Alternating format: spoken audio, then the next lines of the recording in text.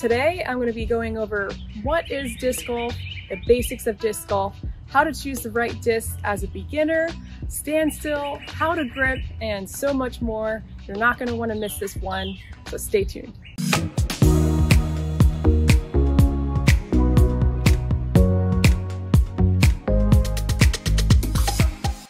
So what is disc golf?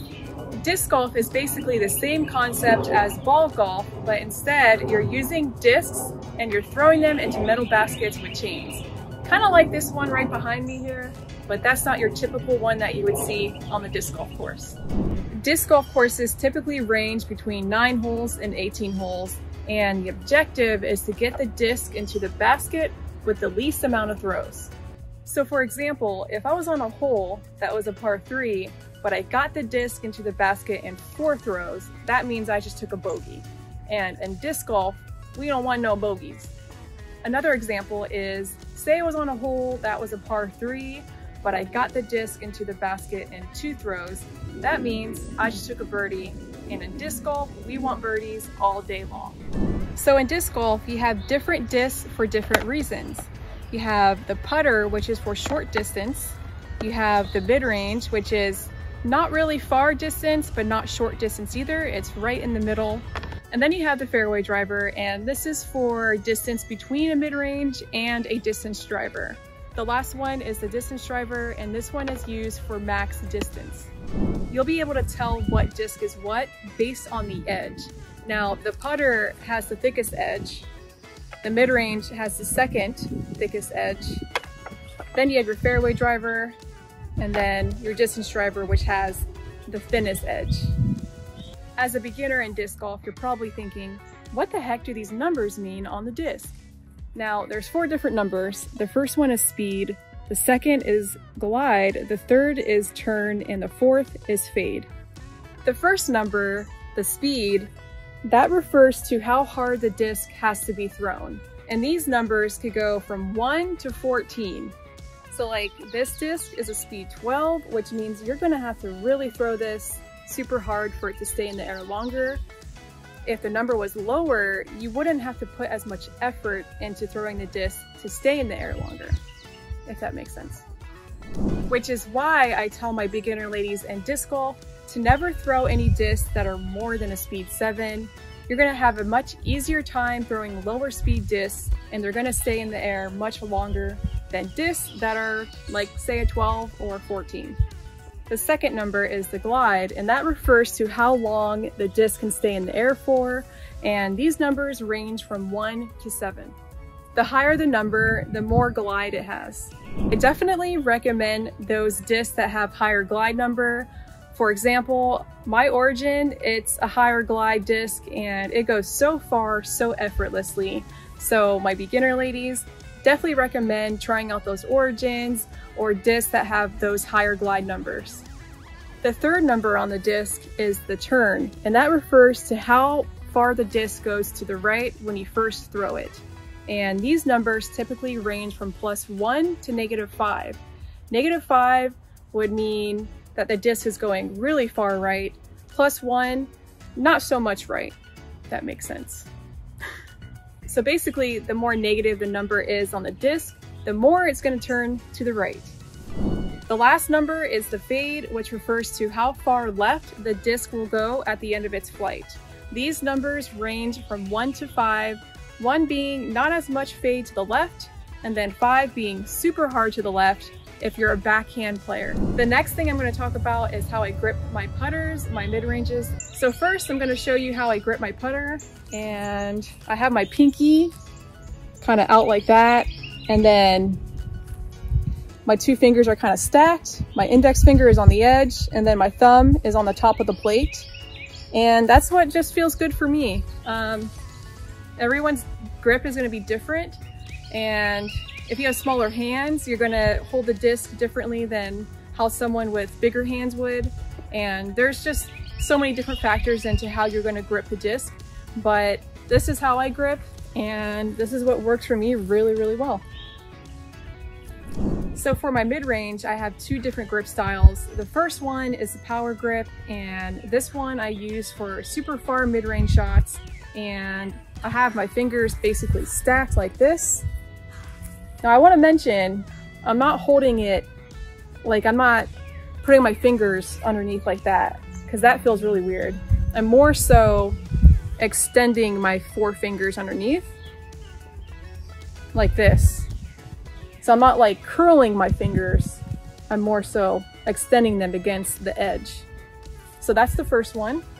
The second grip I use for mid-range is for short, technical holes where it requires lots of accuracy. And this one, I hold it like this.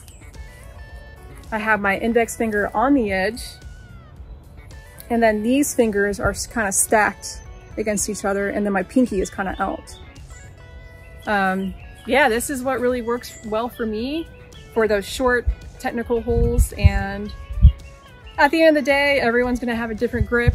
What may work for me may not work for you, but that's how I grip my mid-range discs. If you want to know more on how to improve your grip, make sure to check out this video above. The next thing I want to talk about is the standstill. This one's pretty overlooked in disc golf, but I use it all the time, and I definitely recommend to my beginner ladies in disc golf to utilize this as much as you can.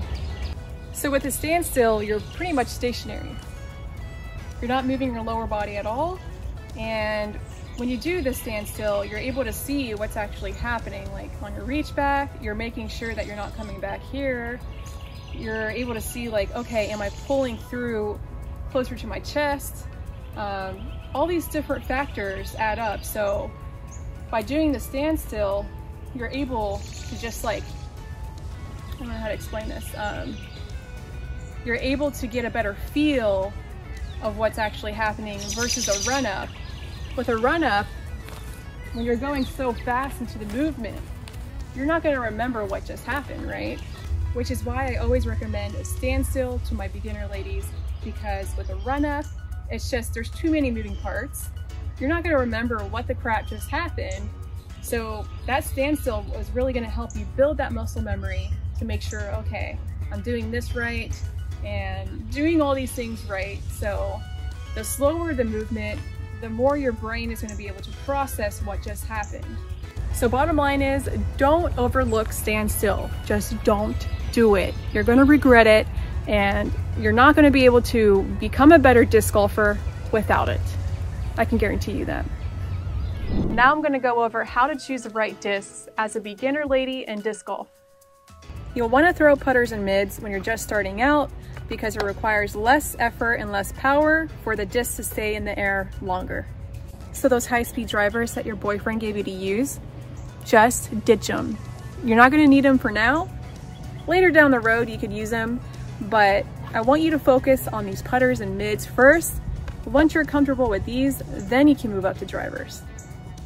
So basically what I'm saying is, ladies, don't throw anything more than a speed 7 or 8. Avoid those high-speed drivers as much as you possibly can for now. So now you know the difference between all these discs. I want my beginner ladies to remember when you're just starting out to only throw those putters and those mids. The last thing I want to talk about is committing to your shots. I see this a lot with beginner women I work with. They're almost kind of afraid to throw the disc, and what I tell them is, like, don't be afraid to just go for it. Like, trust yourself, commit to the shot. It's gonna be all right, and yeah, like, just don't be afraid. Like, really just go for it. Don't hold yourself back from like your full potential, you know? And this is something I teach my beginner ladies in disc golf, is that confidence, and you know, the mental game is the most important part of disc golf. And I mean, for anything really, you know? So as disc golfers, we all struggle with the mental game, and the biggest thing is working on that confidence, working on trusting yourself and committing to the shot. And that's something I'm still working on every single day, you know? Especially with my putting. I get so nervous when I'm in tournaments. It's like I'm a completely different disc golfer when I'm playing in tournaments. I'm like, what am I doing? But yeah, the mental game is everything, and just make sure to like try to trust yourself a little bit more, commit to the shot, and believe in yourself just a little bit more, and that can go a long ways. With that being said, try focusing on the positive versus the negative. I know it's really easy as humans to get in our own head about everything, but focusing on everything that could go right versus everything that could go wrong, I think goes a long way. And for my putting especially, I get in my own head about it a lot. And I've been utilizing this recently where I'm like thinking, okay, let's think of all the right things that could happen. And it's actually been helping a lot. So give that a try. Let me know in the comments down below if you try it, and let me know how it goes. If you're interested in improving your disc golf game, I offer one-on-one lessons, group lessons, as well as online lessons. So make sure to reach out and we'll get you squared away. I hope you enjoyed this beginner ladies disc golf guide, and I hope that you learned a couple things along the way. If you would like to further support me, you can check out my Mamba as well as my Origin on my online store. So make sure to check those out, and I'll see you next time.